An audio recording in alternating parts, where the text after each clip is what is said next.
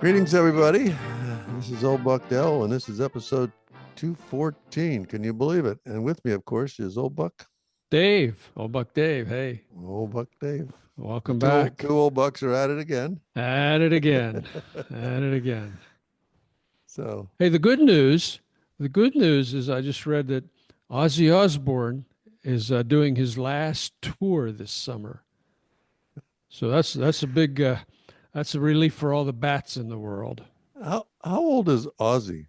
Oh, about 400, I don't know. Probably younger than us, but You think he's younger than us? he been rid hard and put away wet, man, I'll tell you. You know the bat thing, Ozzy and the bat. Yeah. He's famous for Yeah. that little episode there. That little episode. I mean, I have trouble just doing that with one of those marshmallow peeps.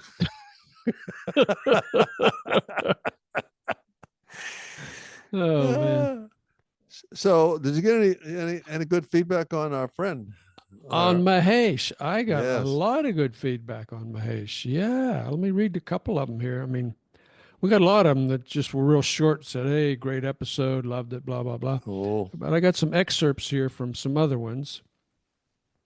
It says, "Many thanks for this peek into other people's lives, and especially the unrolling of one stage to another through contacts local, national, and international. Very entertaining and enlightening." So that was a Well, that's a nice comment. pretty expansive comment there. Yeah. Yeah. Thank you for that, This is listener. a good. This is one you can maybe identify with a little bit. As South African born, the braai is one of the last things that comes to mind in my kaleidoscope of memories. The The braai. You guys talked about the braai. Bry. Yeah, the We got Bry. another South African says, "Oh yeah, the good old days at the braai." That's cute. It's cute. Okay, here we have another one. Talk about feeling inadequate in my life. I haven't lived at all. I think foreign born people have lived a much more adventurous life than Americans. They've traveled all over Europe at such young ages by themselves. So Well, that, that that's an admirable trait, but that's a that's an achievement that requires a certain type of person and circumstances. You know what I mean? I It's do it, know. yeah, it's exactly you think, oh, that would be fun. It's not that easy to even gear up for that. When you just think about Mahesh, going all over the world at age 18, and go the Silk Road, the Khyber Pass, all that stuff. That's pretty incredible. I mean, I did a little traveling after I left school. I remember. You went to McKeesport. Yeah. That's a suburb of Pittsburgh. Yeah, I did go to McKeesport. I Uh-huh. did go to McKeesport. And the last guy that knew what we did there is dead. So forget it. Good You'll never thing. know that story. Yeah. No, but traveling like that, I do remember I once went to Paris and vaguely remember seeing the Eiffel Tower. Okay. So, but he parlayed that into a career. So He that's not did. always. Yeah. Oh, we got a couple more here. Mhm. What a guy. He's so humble and has accomplished so much in his life. One would never guess he's been diagnosed with dementia, which certainly hasn't manifested. I'm definitely getting his book to read. Now, here's another one. Just finished Mahesh's autobiography. Very interesting. He has led a very colorful life. Certainly no lapse of memory or forgetting of details in his autobiography. Next time you guys have lunch with him, tell him I greatly enjoyed it. There you go. And we got one more here, And indeed we will. and we will. Mahesh is such an accomplished person. To have done everything he's done in his lifetime is phenomenal. It's horrific what he's facing as he ages, but that he's written all this down before it erases his memories is such a wonder. Still want to know Dell's story. Hmm. Hmm. It was a dark and stormy night. Maybe we'll get that someday. Who knows? Who knows? Well, But the, I do know that I thought about that on for several reasons. First, because I'm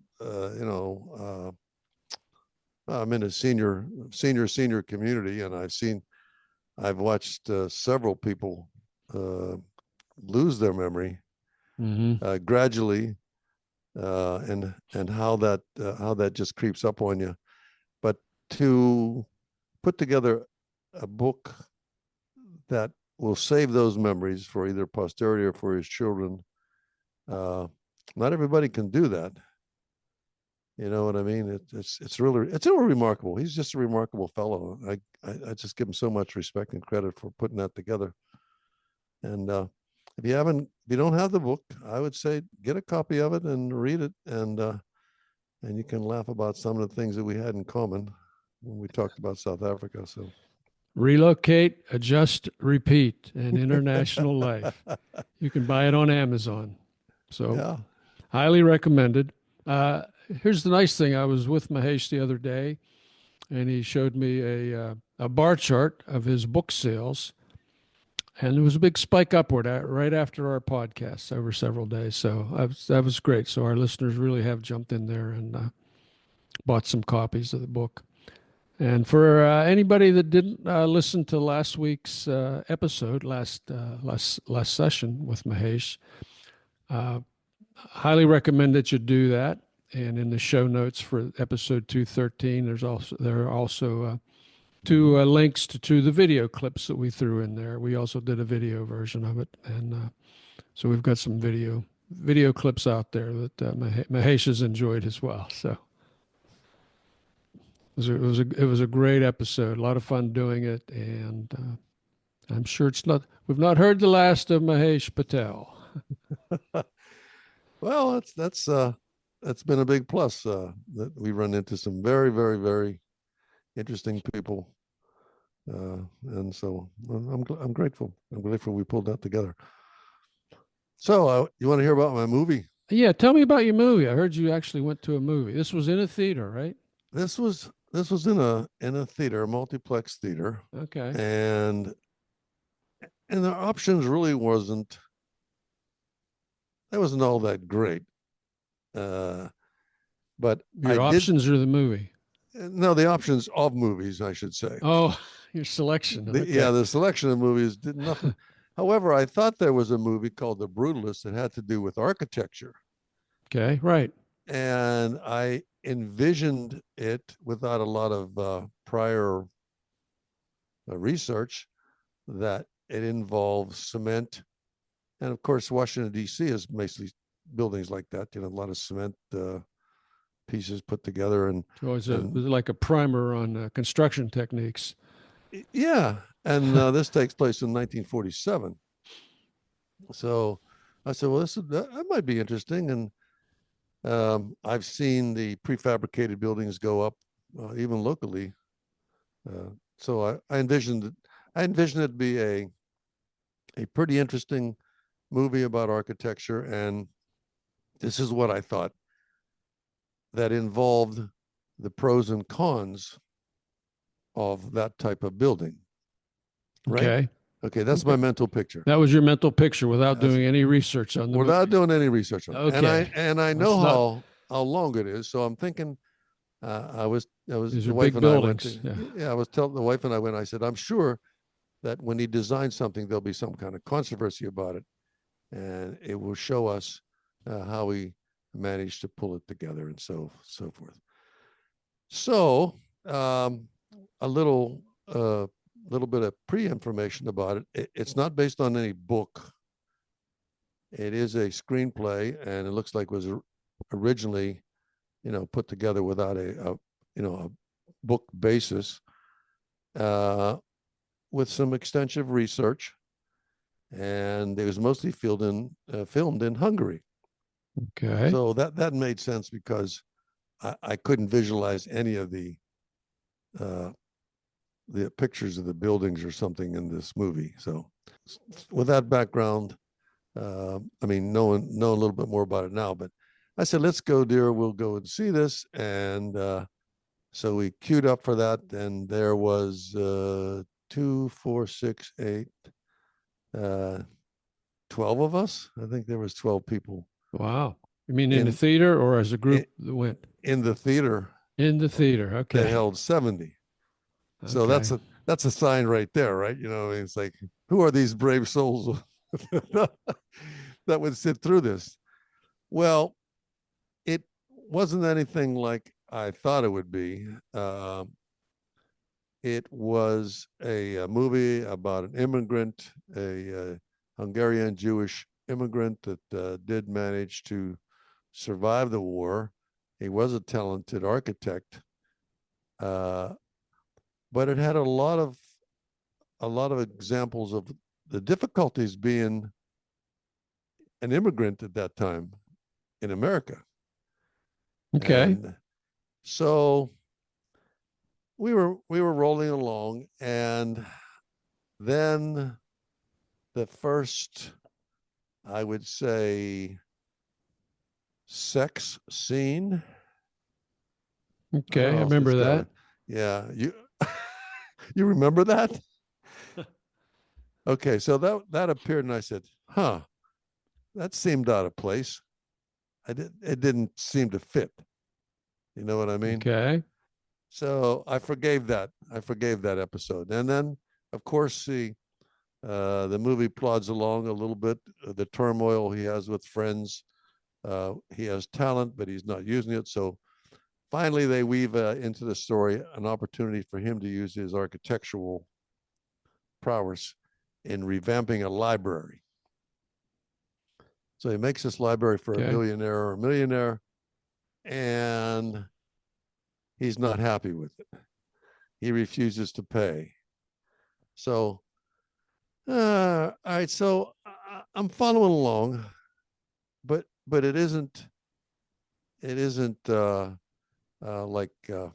like a Tom Cruise movie kind of follow along. You know what I mean? I'm following the plot You're line. falling asleep or no? Yeah, Yeah.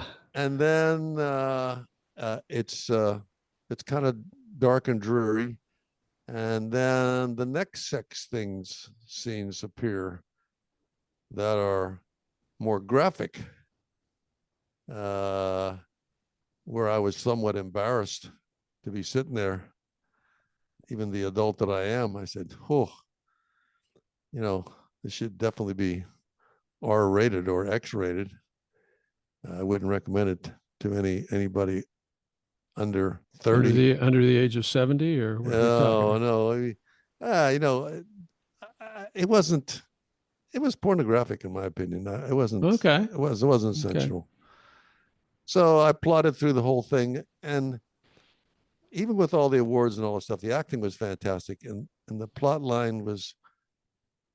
I was I was in for the whole movie, and it was not that compelling, but still, you wanted to see how he got through this thing, and I'm not going to recommend it. I'll leave you right there how it Okay. ends and all that stuff. I'm just going to say if you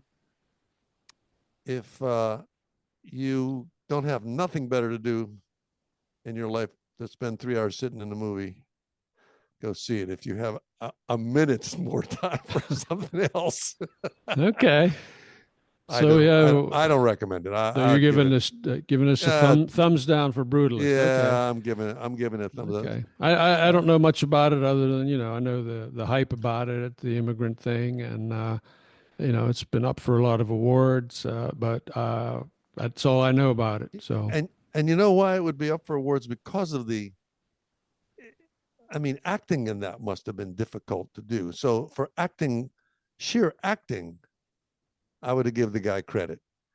But it was just a movie that I appreciated the ability to act that way, but I didn't. I really didn't enjoy the story enough to recommend it. I'm recommending it not to you. If our listeners pick up on any of this, and if they respect the old bucks, we've done movies before. uh, if they respect any okay. of the old, if they respect the old bucks' opinion on this stuff, they'll know not to waste your time on this one. I wouldn't go see it. Wait for Okay. We'll wait for the take, new Tom Cruise movie Mission Impossible 7 or something. We'll take that as a thumbs down. Yeah, well, okay. Okay. So much for the movie All review. right. I just finished a series on Netflix. This was easier because you stay at home. It's called The Chestnut Man, and it's on Netflix, as I mentioned. It's a Danish crime series about a serial killer. Uh, it's above average, I'd say, but it's a bit creepy. It's a bit gory.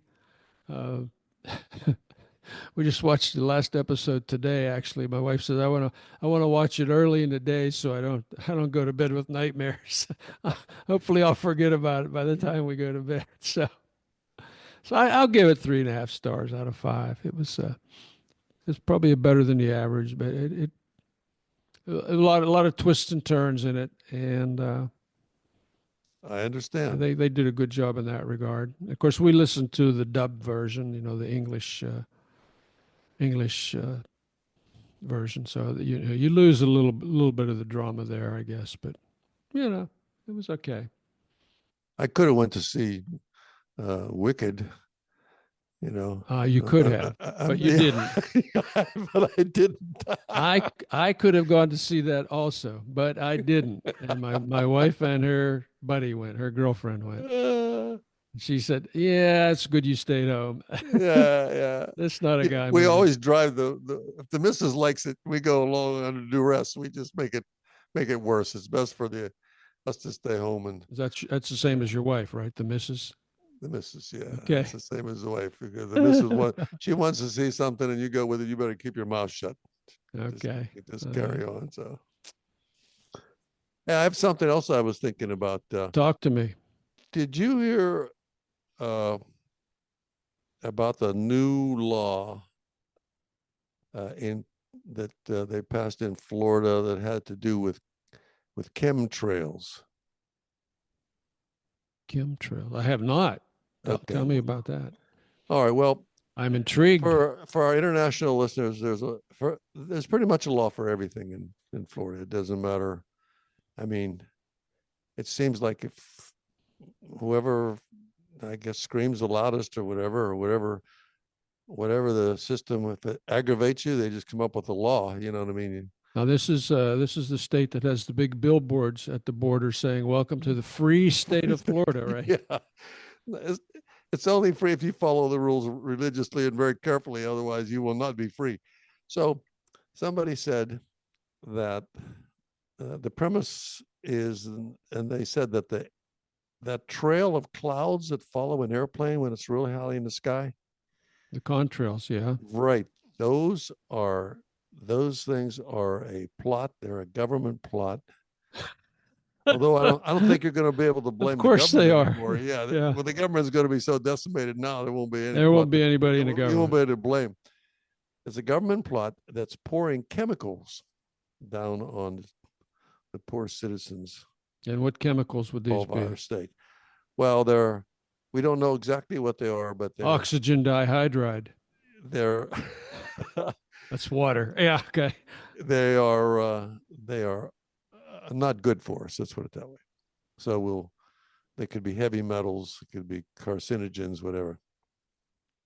So they put together, and I always laugh when I read the law. It's crafted by the legal folks,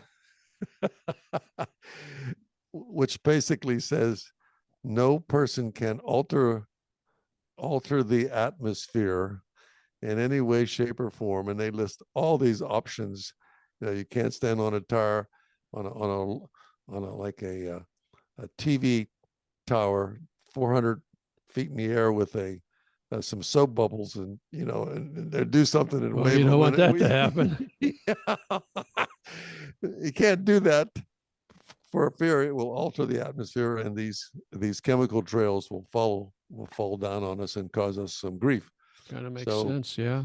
the good politician, he went ahead and proposed this bill to respect the wishes of his constituents. The only thing that they couldn't forbid was the contrails, which is the little vapor trail from the heat exhaust. Mm-hmm. So those are exempt still. Good thing. But I really laughed. I said, what if they did that? What if they said, hey, those are illegal. So any plane flying above 30,000 feet on a humid day with a contrail, they would Mm-hmm. have to call them down, get them down to the nearest Get airport him and down. arrest the pilot. Get him down. Jeez. Welcome to Florida. there are things, there are things that I just simply don't, I don't get. So I just, I can't fathom how they could come up with this thing and believe it so earnestly. So anyhow, whatever it is, there's a law for that. Do you remember when we talked about people you might have sat next to on a plane? Oh, my suggestion for a book title: things that things. No, people who sat next to me on the plane. That's the book. Yeah. That's the I book. That's the figured book that someone's going to write. I scribbled down a couple, just if you might be interested. Okay. I am. All Go right. ahead. Okay. Well, the first one, I was on a flight. I guess it was from Pittsburgh to Reno to go out. I had some work to do at our plant out there, and I got this was like a long time ago. This would have been in the '90s. So I got a free bump up to business class. Okay, because they did that back then, just to be nice. Okay, so there were only two of us in business class, me and this guy that was kind of built like a fire hydrant. All right, and so we're sitting right across from each other and started chatting, having a drink along the way. Turns out he's the president of the local chapter of a large international union. Okay, Mm-hmm. and will remain nameless for the purposes of this podcast. Uh, and this guy's telling me about all the trips he's done for the union, like all the African safaris he's gone on, and all this. All like, yeah, a lot of research on those African safaris. But he bought his ticket that day. He bought a business class ticket, so he paid full price on it. The union Mm-hmm. paid full price on it. Now we couldn't have been more different from each other, but we were the only ones there. We had 3 or 4 hours together, and we ended up having a very enjoyable time. So I have to say, I think we both had fun with each other, swapping stories, and just one of those surprises. Well, my premise is it doesn't have to be a famous person. It doesn't have to be really anybody that anybody else knows. I sat with a government employee, uh, a South African, senior government operative Mm-hmm. on a plane one time, and surprisingly free to tell me these stories. Do you know what I mean? It's like Mm-hmm. I'm never going to see this guy again, and he just wanted to talk, and we talked and passed the time and tried to get some sleep and so on and so forth. But if you're a frequent flyer or uh, I would say just a reasonable traveler, you can meet some very interesting people because of the seat selection. It's only you and the wife, you and your wife, or you know what I mean, or whatever. So Would you be have me this and my wife. Yeah. the third seat Oh is yeah, the open, middle and you seat, or yes, or yes. whatever, whatever Yeah. one you didn't choose, and someone sits there and Fortunately, those people generally want to talk to my wife, so they let me alone. but She's a I mean better some talker. really interesting people. Sometimes you're sitting there. Let's say you have an aisle seat. This one always gets me. You have an aisle seat. So now you have the aisle seat, and your wife could be across the aisle, or she could certainly be next to you. So you have that third seat. Somebody's already bought the window seat, and you're on the plane. It's filling up from the front to the back. I know where you're going here. Yeah, and you're saying, ooh, As each oh, maybe person I walks hope that, in, it's yeah, like, oh, I hope I it's not hope him. I that, hope it's not her. oh, I hope it's this one. I hope it's that one. Yeah, I yeah, wouldn't mind sitting next to yeah, her. Oh, I could yeah, talk to him. yeah. So, So hey, we've all done that. yeah, I got another business class story. Here's another time I got bumped up to business class, no charge. And there was this very attractive woman sitting right across the aisle from me, and she had this big kind of loose leaf binder that she was paging through, reading. So the female flight attendant leans over and she whispers in my ear, "That's Selma Hayek." And I thought, and I said, "Who's Selma Hayek?" Yeah. I had no idea who she was at the time. So I had to look her up. Like, oh, she's an actress. Okay, but yeah, so she was reading a script right across from me. Oh, That's my claim to flame. Claim to flame. Yeah. so there you go, folks. Hey, anybody out there listening? The book that someone is going to write is People Who Sat Next to Me on a Plane, and we don't know who that writer is going to be, but if you got a story about an interesting person that you met on the plane or because of the seating arrangements, write to the Two Old Bucks and tell us. We'll send it in. Yeah, we'll gladly get some We'll checkers share it on with that. the world. Yeah. A So, vast audience. Yeah, hey, absolutely. Yeah, I was going to rant on what's happened in the last 34 days, but everybody knows. everybody knows. Everybody knows. It's a long, sad story. So, So well, in that case, I'll leave you with one last question. go ahead. Is there any benefits to drinking non-alcoholic beer? You don't get drunk. That's the only benefit I know of. True, but Yeah, the all the stuff I read on, I know you don't drink you drink gluten-free beer, don't you? I drink gluten-free liquids. Yeah, Yeah, and it has full alcoholic content. yeah, Okay, yeah. well, I tried the non-alcoholic beer because I don't tolerate alcohol very good at all, and it does have a beery taste. A beery taste. Yeah. Yeah, it does Okay. have a beery taste.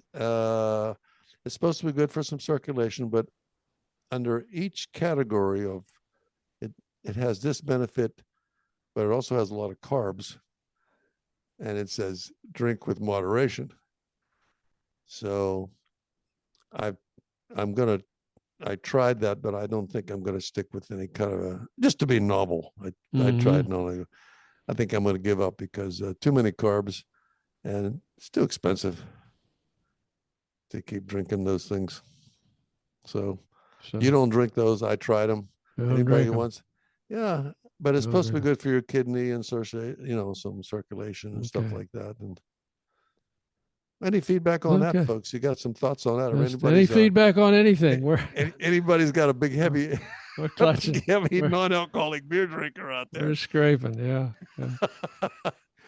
Hey, here's the Anyhow, good that's it. news: is Old Buck Tom's going to come back again. We're going to do one of our short story sessions, as we've done in the past from time to time, where I read a story, then the three of us will chat about it, talk about what we liked or didn't like about it, and I think you've not read the story yet. Tom and I have both read the story in the past. I'm not sure if you have. It's called The Lottery by Shirley Jackson. I'm going to send it to you. It's No, I a haven't it's read it's that. a classic. It's a classic short story. Your choice of short stories is always fascinating to me. I mean, I never even think of picking up a short story unless it's Elmore Leonard. Uh, you know, Back to Elmore. Yeah. yeah, back to L word. Well, you know what I But think. send it to me, I and will I'll send read it it, to and you. we'll go from there. And we'll chat I about. can tell by your looking at me, there must be time time to say, hey, folks, this is Old Buckdale saying thank you for listening, and we'll talk to you next time. This old Buck Dave right behind him saying, "Take care, folks. Best wishes to everybody out there. Keep your seatbelts buckled, and let's see where we go. Take care. Bye bye."